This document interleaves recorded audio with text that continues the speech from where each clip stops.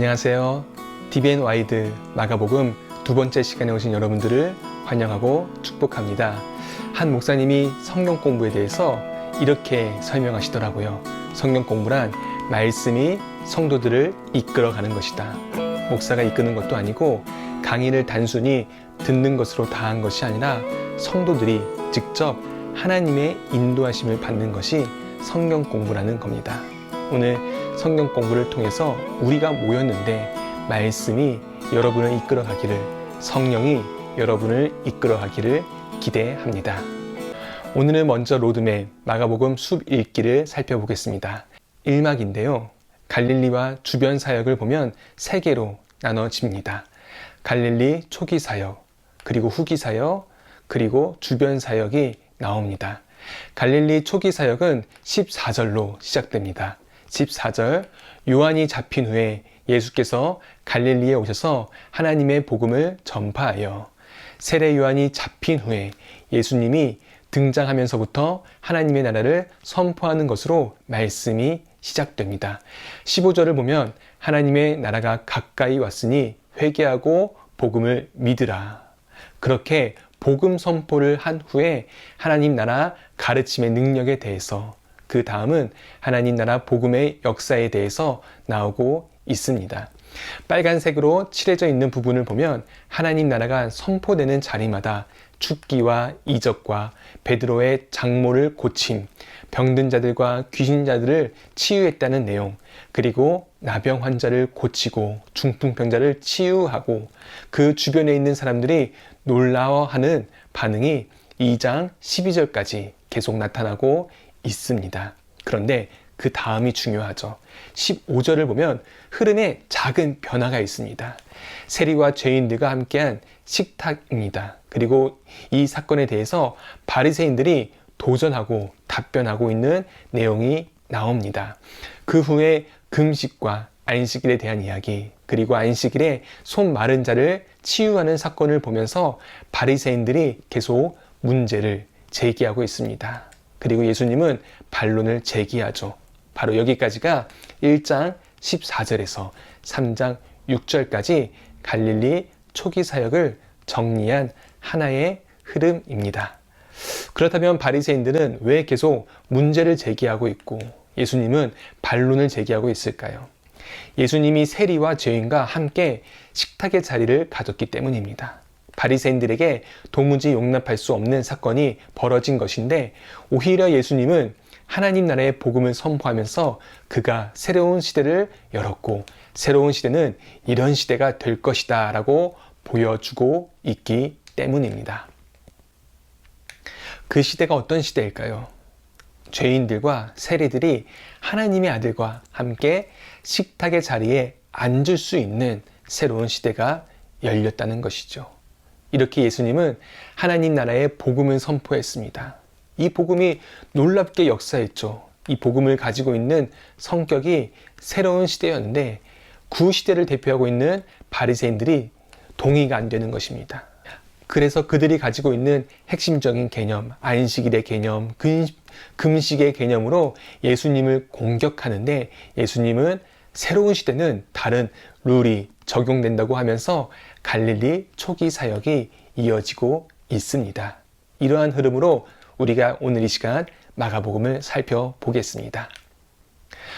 본문을 보기 전에 먼저 하나님 나라의 복음은 무엇인가를 배우고 마가복음을 보면 더 풍성하게 볼 수 있습니다. 유병희 목사님의 마가복음을 어떻게 읽을 것인가 해서 하나님 나라를 설명하는데 같이 나누고자 합니다. 우리의 인식 가운데 하나가 하나님 나라를 말할 때 천국, 하늘나라라고 설명합니다. 그렇기에 어떤 하나의 장소로 이해할 수 있습니다. 천국이라는 단어는 마태복음에서만 유일하게 사용되었는데요. 그 이유가 마태복음의 독자가 유대인인데 유대인은 하나님의 이름을 함부로 부를 수 없었습니다.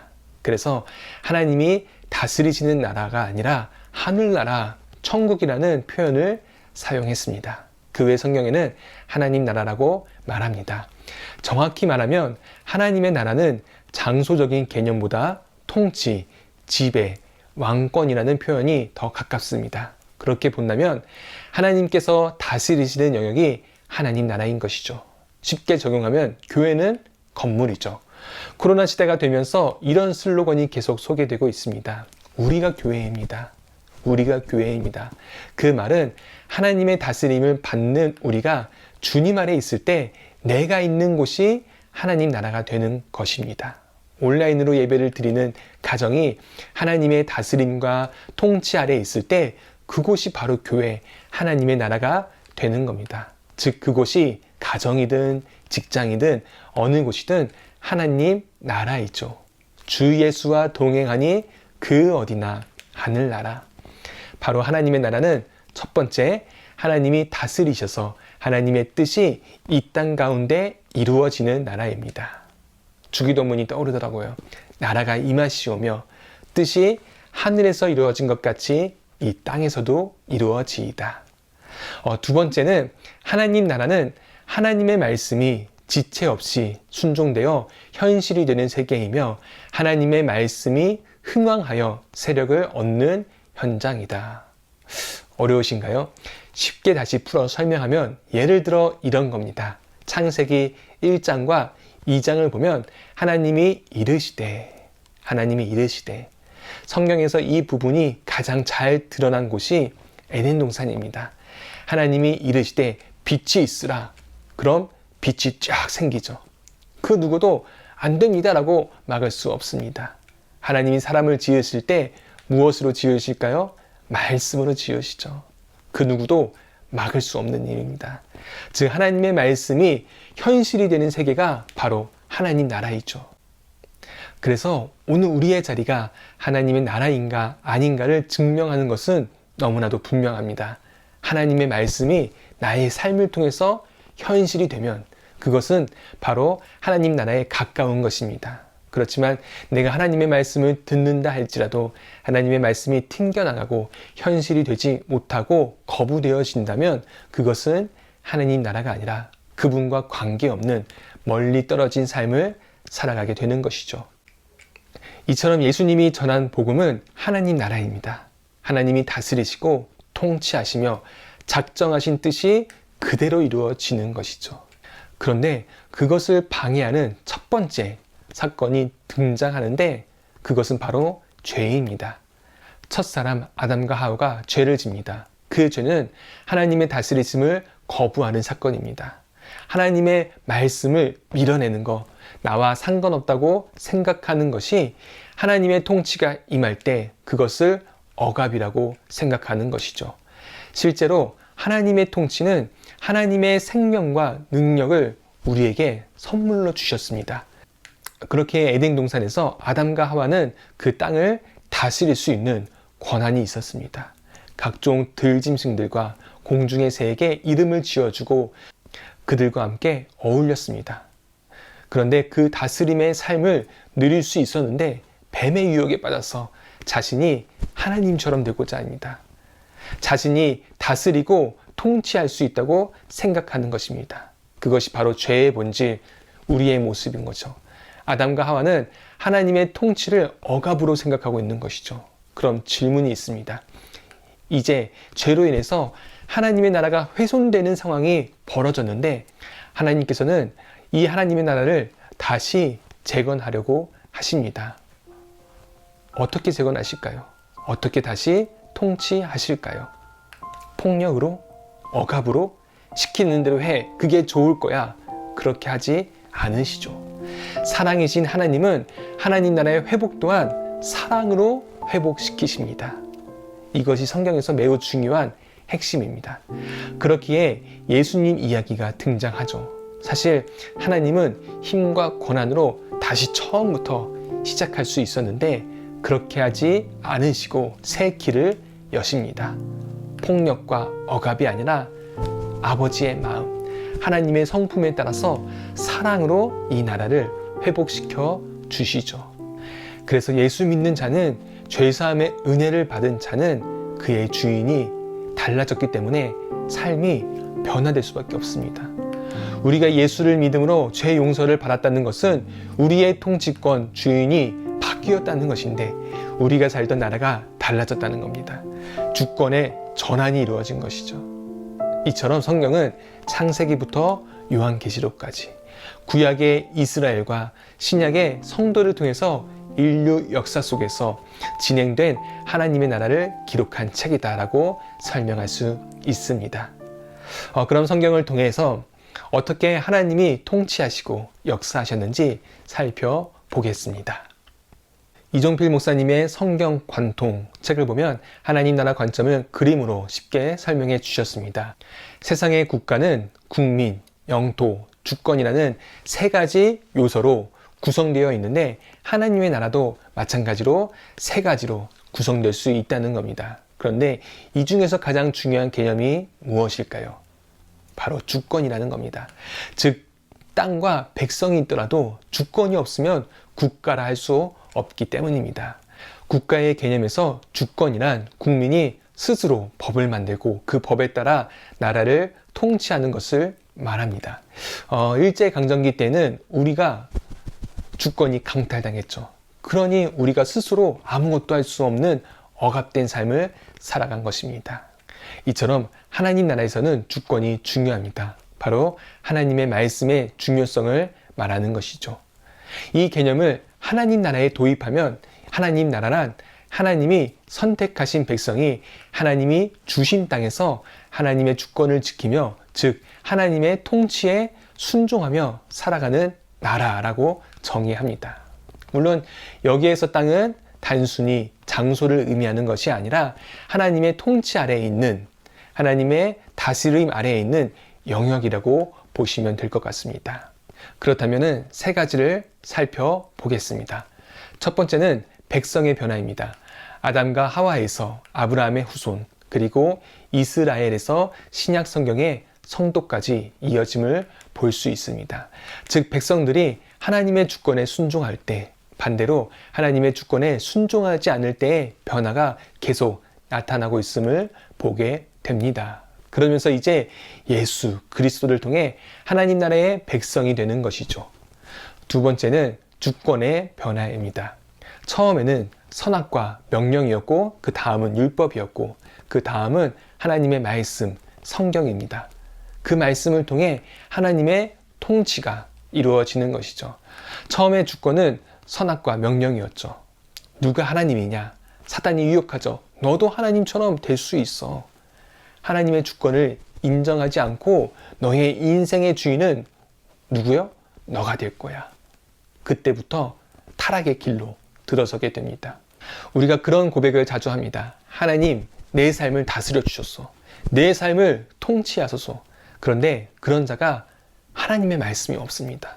말씀과 멀리 떨어진 삶을 살아갑니다. 그렇게 된다면 결국 하나님이 내 삶의 주인이 아닌 것이죠.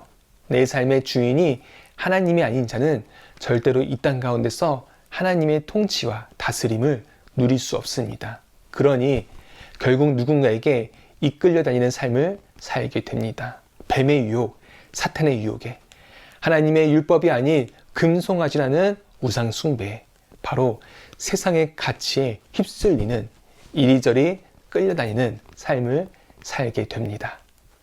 마지막으로 땅의 변화입니다. 에덴 동산, 가나안 땅, 온 세상, 온 유대와 사마리아와 땅 끝이죠. 마지막으로 새 하늘과 새 땅, 즉 하나님의 백성이 하나님의 주권에 순종하게 되면 그분의 다스림 아래 살아간다면 내가 속한 영역이 변화됩니다. 달라집니다. 새로워집니다. 역동적으로 역사합니다. 저는 이 부분에서 참 많은 은혜와 도전을 받았습니다. 여러분을 통해서 가정이 변화되는 겁니다. 나를 통해서 내가 속한 일터와 교회 그 어디든 달라지는 것이고 새로워지는 것이고 역동적으로 역사하신다는 사실입니다. 그림을 보시면 창세기부터 요한계시록까지 하나님이 새롭게 변화시키시고 확장시키시는 모습을 볼 수 있습니다. 순종할 때 땅이 확장되고 불순종할 때 땅이 축소되는 모습을 볼 수 있죠.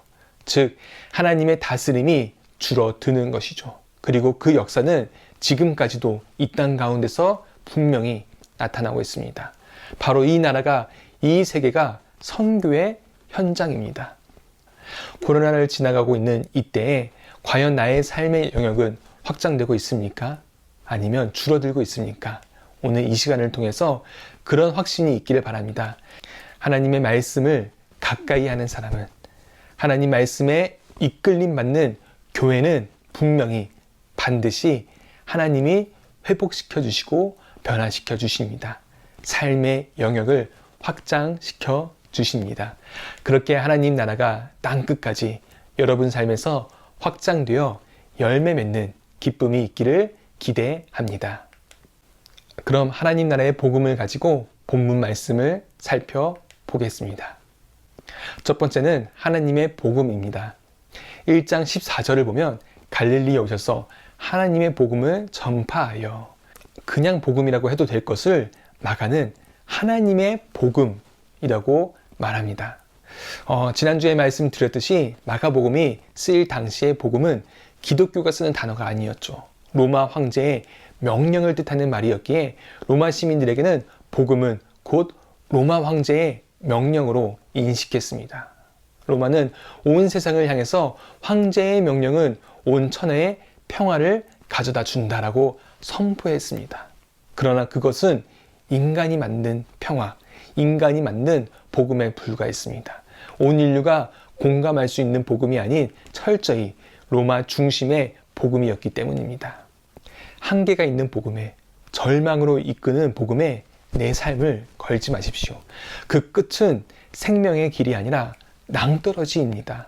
그렇기 때문에 명확하게 말해야 합니다. 로마의 복음, 황제의 복음이 아니라 하나님의 복음이라는 겁니다. 그 복음이야말로 진정한 기쁜 소식이라고 말합니다. 그렇기에 마가는 그냥 복음이 아니라 하나님의 복음이라고 마가복음에서 쓰여졌습니다. 바로 그 복음의 내용이 앞서 말한 하나님 나라였습니다. 예수님은 하나님 나라를 가르치고 설교했습니다. 그런데 15절 말씀을 보면 하나님 나라를 말하면서 때가 찼다라는 표현을 쓰고 있습니다. 원어로는 카이로스, 물리적인 시간이 아니라 이미 예정된 특정한 시간을 의미합니다. 여기에서 또 하나 하나님 나라의 원리를 설명합니다. 즉 하나님이 예정하신 시간이 도래했다는 겁니다. 예수님이 오시기 전 세상은 절망에 빠져 있었죠. 의지할 것이 하나도 없는 로마라는 절대 국가 지배 아래 신음하며 모든 영역에서 힘든 때를 지나가고 있었습니다. 그럴수록 사람들 마음속에는 메시아에 대한 열망이 점점 더 커져간 것이죠. 그러면서 드디어 때가 참에 예수님이 이 땅에 오시면서 하나님의 나라, 하나님의 통치가 이 땅 가운데 이루어졌다고 말하는 겁니다. 이제 우리는 이 땅에서 하나님의 나라를 경험하는 겁니다. 그런데 여기에서 때가 참에의 원어는 과거 완료형이면서 미완료형으로 쓰여졌습니다. 쉽게 말하면 무슨 말일까요? 이미 하나님의 나라가 임했지만 아직 완성되지 않은 겁니다. 이미 하나님 나라가 임했지만 아직 완성되지 않았다.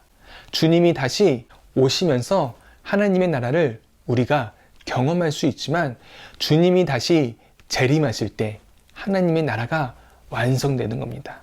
왜 그럴까요? 첫 번째입니다. 여전히 잔존하는 죄의 세력들이 있기 때문입니다. 왜 재림하실 때 완성될까요? 여전히 잔존하는 죄의 세력이 있기 때문에 예수님이 십자가에서 죽으시고 부활하심으로 죄의 세력, 사단의 세력을 이기셨습니다. 그렇게 우리는 이 땅에서 사단에 끌려다니는 것이 아니라 승리의 삶을 분명히 살 수 있습니다. 의심하지 말고 두려워하지 말고 확신 가운데 선포하십시오.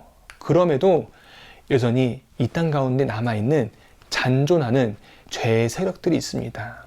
그러니 여전히 이 땅 가운데 그리고 내 안에 죄의 모습이 나타나기도 합니다. 그럼에도 기억해야 합니다. 그것은 잔존하는 약한 세력, 아주 약한 세력에 불과하다고 마지막 그들의 발악임을 볼 수 있어야 합니다. 그렇기에 그 잔존하는 악한 세력들에 이끌려 다니는 것이 아니라 이미 승리하신 주님을 선포하며 나아가는 우리가 되기를 바랍니다. 두 번째는 여전히 구원받지 않은 여전히 주님을 모르는 하나님의 나라를 받아들이지 않는 영혼들이 있기 때문입니다. 그래서 제자들이 그 사명 붙들고 땅끝까지 복음을 전하는 것이죠. 하나님 나라를 완성하기 위해서 말입니다. 그렇기에 우리의 사명, 우리의 목적과 방향은 하나님의 복음을 전하는 것입니다. 하나님 나라의 복음을 완성하는 겁니다. 우리 성도님들의 기도 제목 중에 가장 많은 내용 중에 하나가 가족 구원입니다. 남편의 구원, 자녀의 구원, 부모의 구원. 우리는 다 알 수 없지만 분명히 그들을 향한 카이로스의 때가 임하기를 우리는 기도해야 합니다. 그때가 속히 와서 회개하고 복음을 믿음으로 하나님이 다스리시는 삶을 누리며 살아갈 수 있는 축복이 임하기를 바랍니다. 두 번째는 사람을 통해 하나님 나라를 확장시키시는 하나님. 복음은 언제나 사람을 통해서 전해집니다. 그러니 예수님이 공생애를 시작하면서 가장 먼저 하신 일이 12제자를 부르시고 가르치는 일을 하죠. 여기에서 중요한 점은 제자들이 예수님을 택한 것이 아니라 예수님께서 제자들을 택하신 것입니다.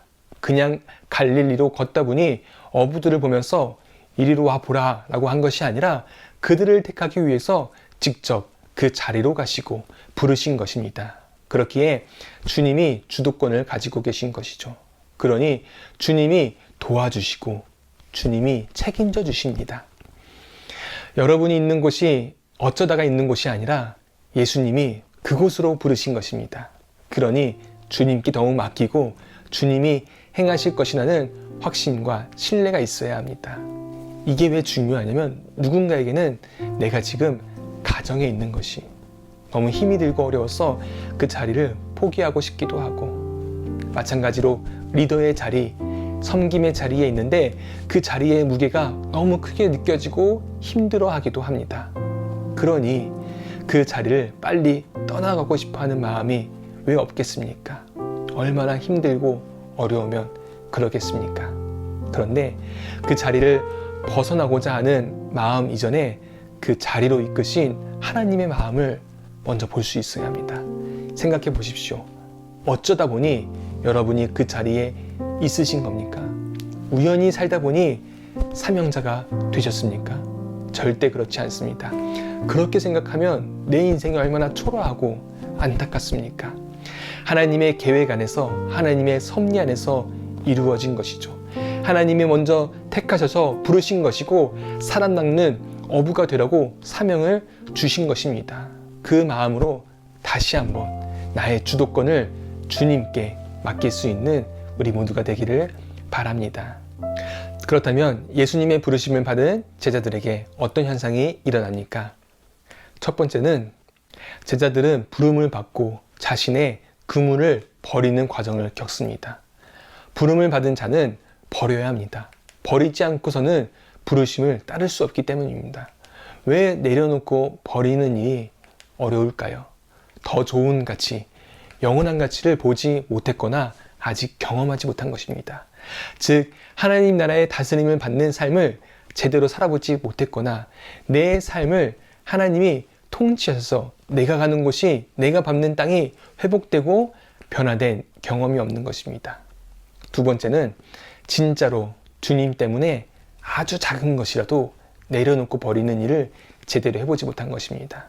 강의를 듣고 말씀을 묵상하면서 한번 리스트업 해보시기 바랍니다. 내가 나 때문이 아니라 주님 때문에 아주 작고 사소한 것이라도 무엇을 내려놓고 포기할 수 있을지.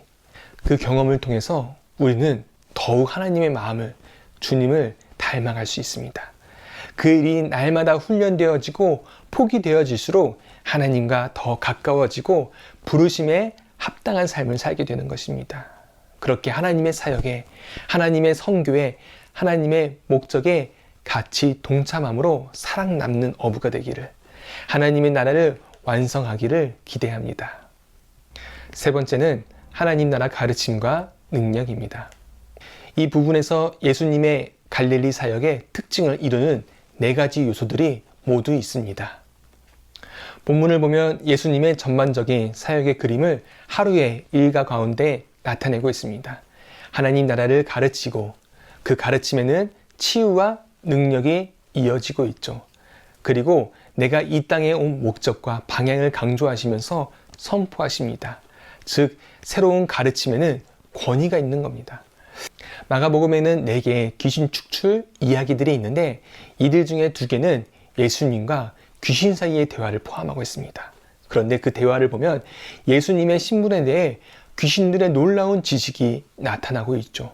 마가복음 1장 24절을 보면 나는 당신이 누구인지 알고 있는데 하나님의 거룩한 자입니다 라고 이야기합니다. 이제 귀신에 의해서도 인정받고 있음을 볼 수 있습니다. 그런데 그 지식을 통해 예수님을 영접하는 것이 아니라 오히려 그분과 관계 단절을 원하고 있습니다. 당신이 우리와 무슨 상관이 있습니까? 이처럼 저항하는 귀신을 예수님은 단 한마디의 말씀으로 쫓아냅니다. 단 한마디의 말씀으로. 이 부분이 중요합니다. 많은 사람들이 현재 구슬하고 점을 보고 부적을 붙이고 타로를 하고 어떤 보조수단들이 있음을 볼 수 있습니다.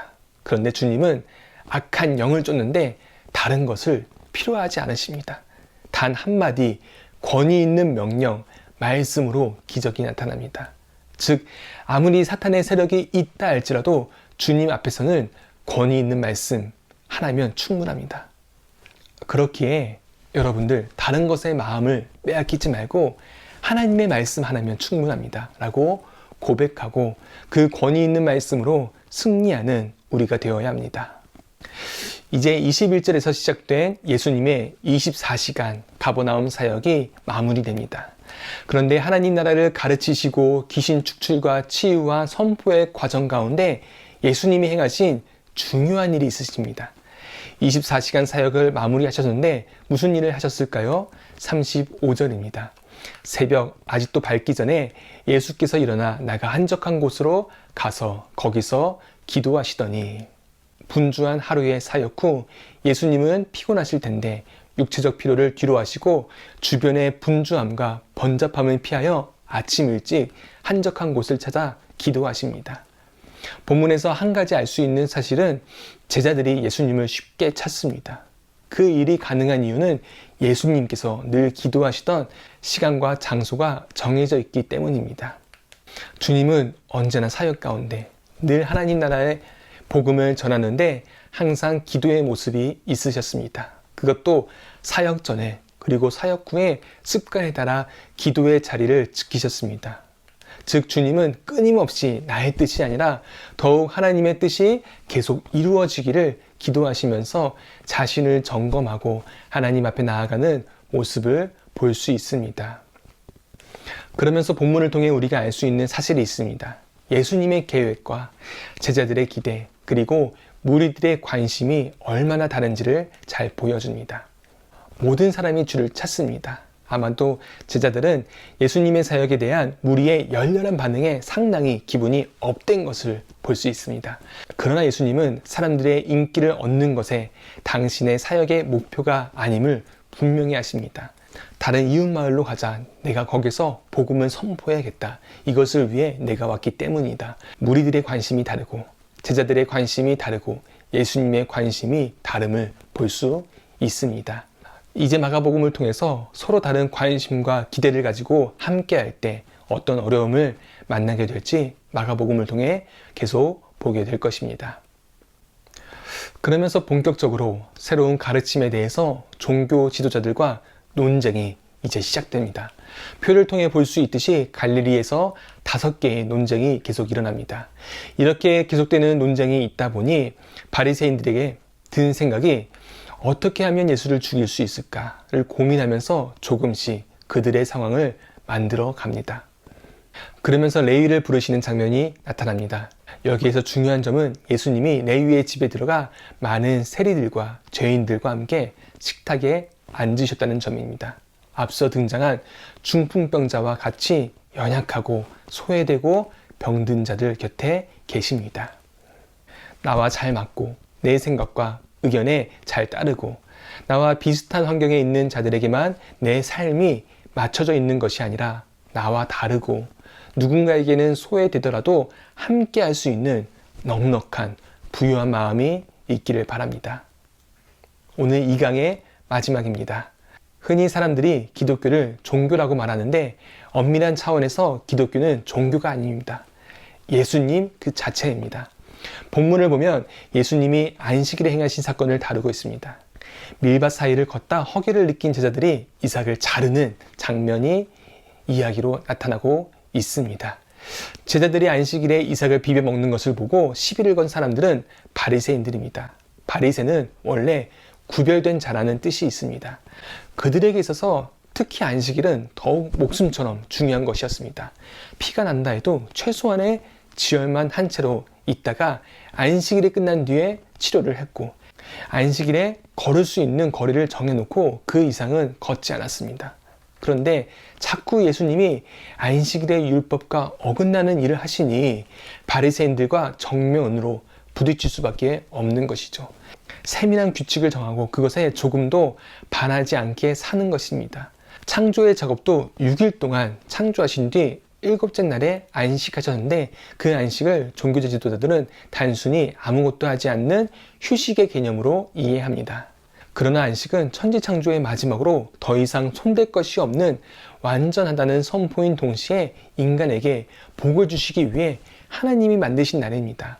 다시 말해 안식일은 완전히 하나님의 창조 세계를 누리는 복된 날입니다. 하나님과 풍성한 교제와 예배를 통해 하나님이 창조하신 생명의 가치를 누리는 날이 바로 안식일인 것이죠. 그렇기에 안식일의 수많은 금지 조항의 진짜 의미가 무엇일까요? 하나님께 집중하고 하나님께만 예배하라는 또 다른 표현인 것입니다. 그런데 바리새인들이 문자적으로 이해한 뒤 그들 나름대로 규칙까지 덧붙이면서 말도 안 되는 율법을 잔뜩 만들었습니다. 그렇게 자신들도 지키지 못하는 율법을 백성들에게 지키게 했고, 그로 인해 율법은 곧 무거운 짐이 되어 버렸습니다. 그런 그들을 향해 예수님은 참된 안식과 참된 쉼을 선포합니다. 수고하고 무거운 짐진 자들아 다 내게로 오라. 내가 너희를 쉬게 하리라. 여기에서 무거운 짐은 곧 율법을 상징하며 멍에는 십자가를 의미합니다. 예수님은 십자가의 죽음을 통해 율법의 굴레에서 그들을 해방시켜 주셨습니다. 예수님의 멍에는 사랑의 멍에였습니다. 그러므로 모든 일은 율법이 아니라 사랑에서 출발해야 합니다. 사랑 때문에 헌신하고, 사랑 때문에 수고하고, 사랑 때문에 예배하고, 선교하고, 전도할 수 있어야 합니다. 그런데 이스라엘의 안식일은 어떻습니까? 당시 이스라엘의 영적 상태를 잘 드러내주는 대목이 마가복음 3장 회당 사건입니다. 3장 1절에 회당에 들어가서 예수님의 시선에 한쪽 손이 마른 사람이 포착됩니다. 성경에서 손은 곧 권능을 상징합니다. 손은 모든 신체의 집합체이며 우리 인체 가운데 가장 오묘한 곳이죠.